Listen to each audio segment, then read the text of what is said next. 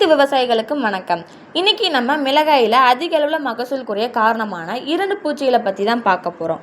வாங்க பார்க்கலாம். முதல்ல இலைப்பேன். இது இலைகளின் அடிப்பகுதியிலிருந்து சார உறிஞ்சி இலைகள் மேல் நோக்கி சுருண்டு காணப்படுது. இலைகள் வெள்ளை நிற கோடுகள் ஏற்பட்டு நாளடைவில் பழுப்பு நிறமாக மாறுது. பாதிக்கப்பட்ட மொட்டுகள் முன்கூட்டியே காய்ந்து உதிர்ந்து விடுது. வளரும் காய்களில் வெளிர் பழுப்பு நிற தழும்புகள் ஏற்பட்டு மகசூல் அதிக அளவில் பாதிப்படையுது. அதாவது மஞ்சள் சிலந்தி பூச்சி, அதாவது முரணை மைட்டுன்னு சொல்லுவாங்க. இதோட அறிகுறிகள் எப்படி இருக்கும் அப்படின்னா, இலைகளின் அடிப்பகுதியில் மெல்லிய வலைகளை பின்னி சார உறிஞ்சும். இதனால இலைகள் கீழ் நோக்கி காணப்படுது. இலைகள் வழக்கத்தை விட நீளமாக மாறி எலிவால் போன்ற தோற்றமளிக்குது. பூக்கள் பூக்கும் தருணத்தில் பூக்கள் கருகி உதிர்ந்து விடுது. இதை கட்டுப்படுத்த கெமிக்கல் அடித்து சோர்ந்து போயிட்டீங்களா? இயற்கை முறையில் நான் சொல்கிற இந்த 3 நுண்ணுயிர்களை கட்டுப்படுத்திடலாம். அந்த 3 நுண்ணுயிர்கள் மெட்டாரைசம், பிவேரியா, வெட்டிசிலம், லகானி. இந்த 3 நுண்ணுயிர்கள் சாரோந்திர பூச்சியை கட்டுப்படுத்தும் போது நம்ம தயாரிப்பான இன்ஃபினிட்டியில் 5 வகையான நுண்ணுயிர்கள் இருக்குது.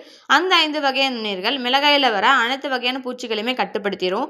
இன்ஃபினிட்டியை பற்றி மேலும் விவரம் வேண்டுமா? உடனே ஸ்க்ரீனில் தர நம்பருக்கு கால் பண்ணி உங்களோட சந்தேகங்களுக்கு தீர்வு காணுங்க. நன்றி, வணக்கம்.